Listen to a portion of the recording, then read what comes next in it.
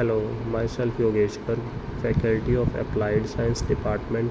Welcome to our YouTube channel RPIIT Academics. If you like the content, please subscribe our channel. Students, हमने vitamin B6 start कर रखा था। उसके हमने basics, उसको डिफ़ाइन कैसे करते हैं, उसका केमिकल नेम क्या है वो पढ़ा था, और साथ में डाइटरी सोर्स पढ़े थे, किस किस खाने से हमें विटामिन B6 मिलता है। जो विटामिन B6 है उसका नाम क्या था, PLP, पायरिडोक्सल 5-फॉस्फेट। वहीं इसकी क्या था, 3 अलग अलग फॉर्म्स प्रेजेंट थी, पायरिडोक्साइन, पायरिडोक्सल एंड पायरिडोक्सामाइन। आज हम करेंगे इसी की मेटाबॉलिक एक्टिविटी। अब जो मेटाबॉलिक एक्टिविटी है, 3 एंजाइम्स है, तीनों की थोड़ा सा अलग हो जाएगा, क्या किस में कन्वर्ट हो रहा है वो देखने में। देखो, जो पायरिडोक्साइन है वो कन्वर्ट होता है हमारे पायरिडोक्साइन फॉस्फेट में with the help of the enzyme pyridoxal kinase phosphatase. ये क्या करता है, पायरिडोक्साइन फॉस्फेट में कन्वर्ट हो गया। इसी से ही हमारे पायरिडोक्सल फॉस्फेट भी बन जाता है। और ये कहाँ से आता है, जो पायरिडोक्सल है, पायरिडोक्सल पे फिर वही है, पायरिडोक्सल काइनेज एंजाइम एक्ट करता है फॉस्फेटेज की प्रेजेंस में, और पायरिडोक्सल फॉस्फेट में कन्वर्ट होता है। आपका ओवरऑल हमारा क्या बनता है, पायरिडोक्सल फॉस्फेट ही बनता है। इन सब फॉर्म्स कन्वर्ट होकर किस में आ जाते हैं, पायरिडोक्सल फॉस्फेट में। और यही होती है जो आगे फर्दर क्या करते हैं, हमारा किसी भी रिएक्शन को कैटेलाइज करवाती है।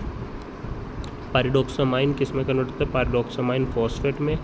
यहाँ पे एक अमीनो ट्रांसफरेज होता है और पायरिडोक्सल फॉस्फेट में कन्वर्ट हो जाता है। पायरिडोक्साइन फॉस्फेट ऑक्सीडेज, FNP डिपेंडेंट होता है ये।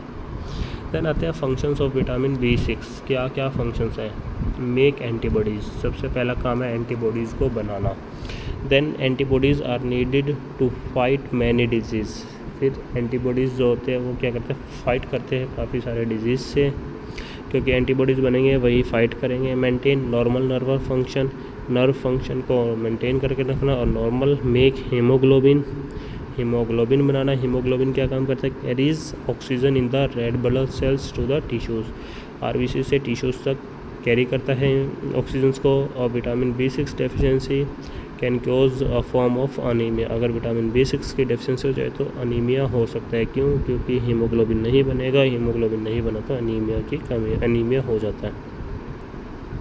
ब्रेक डाउन प्रोटीन्स, प्रोटीन्स को ब्रेक करता है। The more proteins you eat the more vitamin B6 you needed. हम जितना ज़्यादा प्रोटीन्स खाएंगे उतना ज़्यादा हमें विटामिन B6 की ज़रूरत होगी, क्योंकि वही प्रोटीन्स को ब्रेक करने में हेल्पफुल है। अमीन ग्रुप को ट्रांसफ़र करता है कीटो ग्रुप में, तो वहीं पर इसका काम होता है।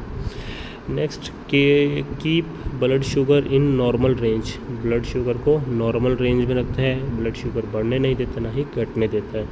Assists in the balancing of sodium and potassium level, sodium potassium level को मेंटेन करे रखता है सेल के अंदर और सेल के बाहर, इंटर और एक्स्ट्रा सेलुलर फ्लूइड के अंदर।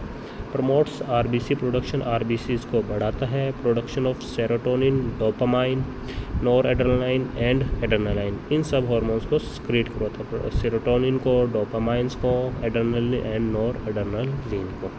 तो ये हमारा विटामिन B6 कंप्लीट।